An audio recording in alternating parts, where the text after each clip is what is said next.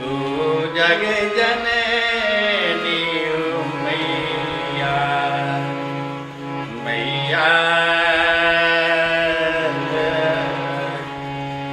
मैया मैया मैया तू जग जननी मैया। जय मां, नमस्कार, प्रणाम। आज मैं आपको आदिशक्ति जगदम्बा के मातृ सप्ताह जो हैं उसमें 2 स्वरूपों का संक्षिप्त अनुभव की व्याख्या करूंगा, चर्चा करूंगा। मां काली और मां बगलामुखी। मैंने बहुत सारे रहस्य, बहुत सारे चमत्कार देखे हैं। जब मेरे गुरुदेव थे, अवधूत गुरुदेव थे साधक सीताराम जी, तो उनके सानिध्य में मैंने 9-10 वर्षों तक जो साधना की वो बहुत बड़ी बड़ी बातें हैं। लेकिन मेरा मानना है कि काली की उपासना कौन करता है? ये मां काली के स्वरूप जो हैं इतने विकराल, इतने भयंकर जो हैं, क्या वैसी ही मां है? बिल्कुल नहीं, बिल्कुल नहीं। असत्य है, रूप वैसा है।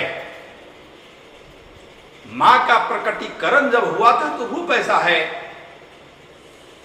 शिव के हृदय पर पैर गया, मां रुक गई, जीवा निकला, मां शांत हो गई, वो उनका स्वरूप है।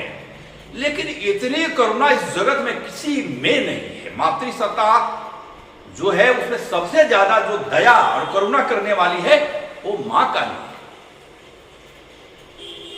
वो अवगुण देखती ही नहीं अपने भक्तों का। जन्म जन्म के पाप मैं जो हमारे अंदर मन में, विचारों में ये जो लिपटे हुए हैं उसको कौन दूर करता है?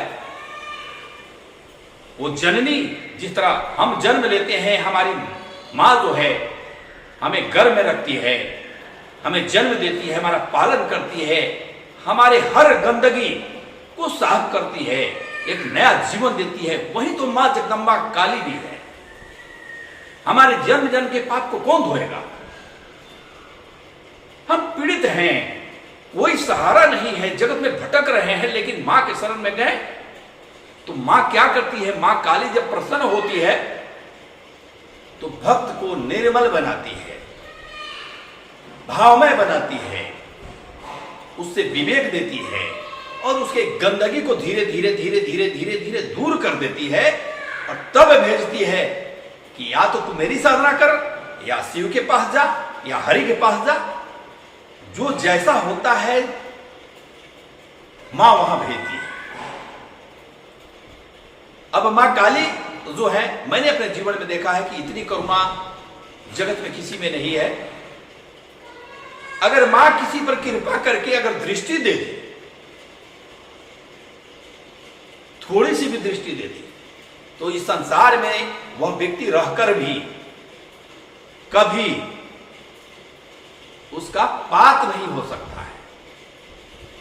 वो हमेशा कंप्रोमाइज कर लेगा, हमेशा जो है जीवन में गलत कोई काम करेगा ही नहीं। इसलिए कि मां ने व्रतहस्त किया हुआ है और मां अपने भक्तों से कहती है, अपने वैसे प्रिय पुत्रों से कहती है कि बेटा इस जगत को समझ, गलती मत करना। इसके सबसे बड़ा तो इस जगत में श्री ठाकुर है, श्री रामकृष्ण परमहंस। मातृ उपासना उन्होंने ऐसी की कि उनको लोग गाली भी दे देते थे। अंत में तो दक्षिणेश्वर से साजिश करके वहां के लोगों ने, वहां के पुजारियों ने उनको बाहर निकाल दिया। फिर भी वो किसी पर नाराज नहीं होते थे। एकदम प्रेम विह्वल, भाव विह्वल ऐसे मां काली के लाडले पुत्र थे। तो मां के 2 प्रकार के पुत्र होते हैं। एक इनोसेंट यानी कुछ भी रिएक्शन नहीं दी और एक तुरंत रिएक्शन दिए, भाई तुम अकारण हमको तुम दाब नहीं सकते हो, मां प्रचंड शक्ति है। तो दोनों तरह के भक्त मिलते हैं। तो ये मातृ कृपा और व्यक्ति के पूर्वार्जित संस्कार पर निर्भर करता है कि मां ने उस भक्त को कैसा भाव दिया, कैसा ज्ञान दिया। दोनों चीज जरूरी है। कभी बहुत शांत रहना भी जरूरी है जीवन में, और कभी आपको दंडित करना भी जरूरी है। नहीं तो लोग तो जो है सो आपको मार ही डालेंगे। ऐसा ये कलयुग का समय है। तो मेरे कहने का मतलब है कि मां काली जो है परम कृपालु है। अगर कोई उनकी उपासना करे, अगर दिल से करे, बुद्धि तर्क वितर्क छोड़ दे, मां के सिर्फ चरणों में ही ध्यान रहे कि बस मां मां भाव में ही है मां, तो मां उसे आगे बढ़ा देती है या अपने पास ही ज्ञान दे देती है। परम सत्ता है, ब्रह्म विद्या है। और 10 में महाविद्या में एक मां है जो प्रथमा, जो अद्या, मां काली। और एक काली कुल की प्रथमा और श्री कुल में मां बगलामुखी यानी पीताम्बरा मां। मैंने इनके प्रभाव को भी देखा है। वैसे शास्त्र तो कहता है कि अस्तंभन विद्या है, इनके मंत्र जब से कुंडलिनी शक्ति भी खुल जाती है, जगत के बड़े बड़े कार्य संवर जाते हैं। लेकिन ये भी मां काली के ही एक रूप है, अद्भुत है। इनकी कृपा का वर्णन क्या करना, कोई दुष्ट आपके तरफ का कारण आपको अहित नहीं कर सकता है अगर इनकी कृपा हो। हां, आपको सजग रहना है कि इनके तंत्र का, इनके मंत्र का दुरुपयोग नहीं करना है अपने स्वार्थ के लिए। आप किसी का अनिष्ट कर दे, अपने स्वार्थ के लिए किसी पर कुछ छोड़ दे, ये कभी मत कीजिए। नहीं तो आपका अधोपतन होगा, आपके जीवन में परेशानी आ जाएगी। बस इनकी कृपा लीजिए भक्ति के लिए, आगे बढ़ने के लिए। भौतिक जीवन में बहुत तरह का समस्या जो हम घिर जाते हैं, शत्रु से, बुरी आत्माओं से, तंत्र से, दुर्भाग्य से, वहां मां की कृपा अगर मिल जाती है, मां पीताम्बरा की कृपा मिल जाती है, तो आपके जीवन के सारे विकार, सारे शत्रुता, सारे झंझट एक बार में स्वाहा हो जाते हैं। ये तो ऐसी मां है कि कोई बड़ा सा मिसाइल लेके आपको दागे और कोई अच्छा साधक हो तो बैठे बैठे मिसाइल को चौक कर सकता है। हमारे गुरुदेव तेरे पीताम्बरा पीठ के श्री स्वामी जी महाराज चाइना के युद्ध के समय में, जो 62 के आसपास में थी, उसमें क्या हुआ, नेहरू जी प्रधानमंत्री थे, गुरुदेव के पास गए। बहुत बड़ी कहानी है। गुरुदेव ने कृपा किया और तभी युद्ध चाइना ने बंद किया। ऐसी है मां पीताम्बरा की शक्ति। गुरुदेव तो हमारे काशी विश्वनाथ के ही अवतार थे। तो ये महान महान संत, महान महान विभूतियां जो जगत में आए, ये हमारा कल्याण करने के लिए आए। हमें इस चीज को समझना चाहिए। इसलिए पीताम्बरा शक्ति जो है वो अद्भुत शक्ति है और कलयुग में उनकी कृपा, उनके मंत्र आपके जीवन में बहुत बड़ा रक्षक का कार्य करेगा। लेकिन आपको विनम्र बनना होगा, आपको गुरु भक्त बनना पड़ेगा, आपको दयालु होना पड़ेगा। आप अपने अहंकार के कारण, अपने ईर्ष्या के कारण, अपने लोभ के कारण किसी पर अनिष्ट न करने का सोचे।